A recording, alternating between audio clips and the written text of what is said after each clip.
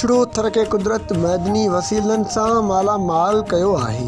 अछड़ो थर में केतिरियूं अहिड़ियूं माग मकान ऐं ख़ूबसूरत जॻहियूं आहिनि जेके हुकूमत ते ध्यानु न ॾियण जे करे अञा ताईं दुनिया खां लिकियल आहिनि।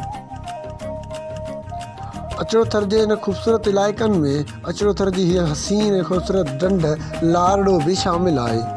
लारड़ो ढंढ जेका टंडो मिठा खान खां तक़रीबन 12 किलोमीटर उत्तर तरफ़ भिटुनि जे विच में मौजूदु आहे। हिन ढंढ जी वेकर तक़रीबन 1 किलोमीटर ऐं पखेड़ 1 खां 1.5 किलोमीटर आहे। लारड़ो ढंढ ते सिॼु लहण जो ख़ूबसूरत मंज़र अखियुनि सां ॾिसी सघिजे थो।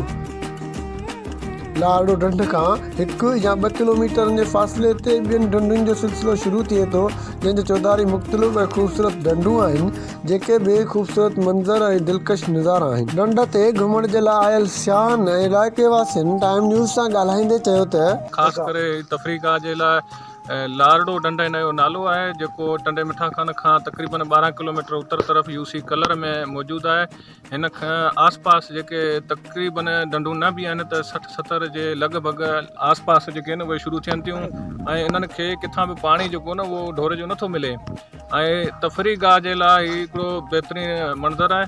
जेकॾहिं हिन ते सिंध हुकूमत या वफ़ाक़ी हुकूमत कुझु ख़र्च करे रस्ता ऐं पंहिंजो सहूलियतूं क़ाइमु करे त तफ़रीह सुठी थी सघे थी। लारड़ो जेका ढंढ आहे ऐं उन समेत जेके अछड़े थर में तमामु घणियूं ढंढूं आहिनि ऐं अहिड़ा कुदरती हसीन मंदर आहिनि ऐं उहे जेके तफ़रीह माग थी सघनि था ऐं गवर्नमेंट खे इन तरफ़ ध्यानु ॾियणु खपे ऐं अछड़े थर खे प्रोमोट करणु खपे। जीअं असां हितां जा माण्हू जेके आहिनि उतरनि इलाइक़नि में घुमण लाइ वञूं था, अहिड़े हिसाब सां जे हीअ जेके ढंढूं हिन खे प्रोमोट कनि त माण्हू हिते जेके आहिनि हिते अची ऐं तफ़रीह करे सघनि था। तमामु बहितरु आहे मालवंत माण्हुनि जे लाइ, रहायशी माण्हुनि जे लाइ, पर ॻाल्हि आहे त हिन इलाइक़े में अच वञ जी सहूलियत, रस्ता ऐं सवारी जो बंदोबस्तु कोन आहे, न सिहत लाइ अस्पतालूं आहिनि ऐं न तालीम लाइ स्कूल आहिनि।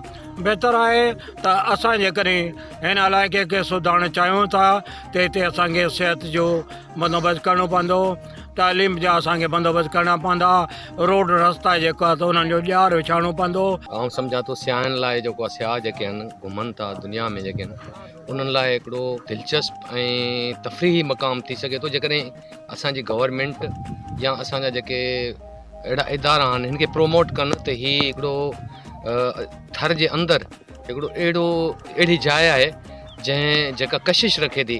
लारड़ो ढंढ ते बीठा आहियूं, ॾाढो असांखे मज़ो पियो अचे।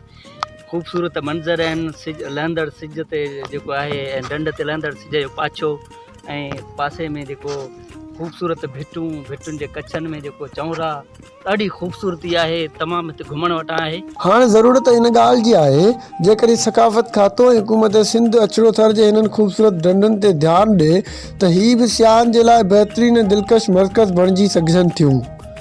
कैमरामैन टीम सां गॾु आजिज़ एजाज़ राजड़, टाइम न्यूज़ चोटियारी।